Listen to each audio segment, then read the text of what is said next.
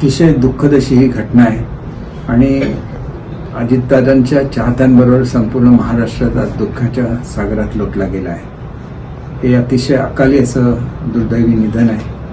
स्पष्ट वक्ता म्हणून दादांची ख्याती होती.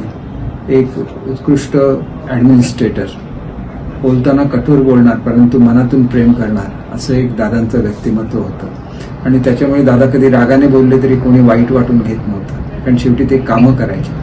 आणि त्यांचं वैशिष्ट्य असं होतं की काम नुसतं करत नसायचे तर स्वतः फोन करून संबंधित अधिकाऱ्यांशी बोलायचे आणि काम झाल्यानंतर पुन्हा एकदा ज्याचं काम असेल त्याला फोन करून सांगायचे तुझं काम झालंय म्हणून. अतिशय शिस्त, टापटीप, म्हणजे त्यांचे अनेक गुण असे आहेत की सकाळी वक्तशीरपणा, सकाळी लवकर उठायचे, त्यांच्या मीटिंग सगळ्या लवकर सुरू व्हायच्या.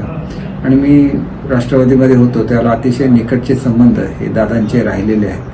ज्याला राष्ट्रवादीने काँग्रेसपेक्षा जास्त जागा जिंकल्या त्याला दादांना मुख्यमंत्री करा म्हणून जे प्रमुख कार्यकर्ते पवार साहेबांना भेटायला गेले त्याच्यापैकी सुद्धा मी एक होतो.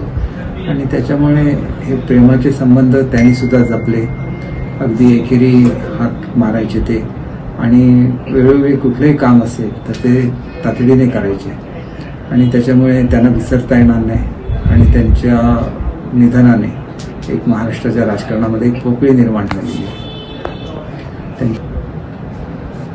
दादांचे सगळेच क्षणे लक्षात असतात. विशेषतः दादांचं बोलणं जे असायचं ते थोडंसं बोलताना वाटायचं की कठोर बोलत आहेत, परंतु अंतर्यामी प्रेमळ होतं.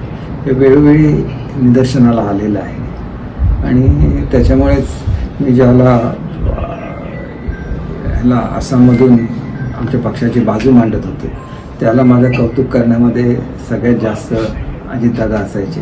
आणि ते इतरांनाही सांगायचे, बघा हा मी तयार केलेला कार्यकर्ता आहे आणि असं बोलू शकतो. आमच्याकडे असताना सुद्धा आम्हाला कधी कळलं नव्हतं.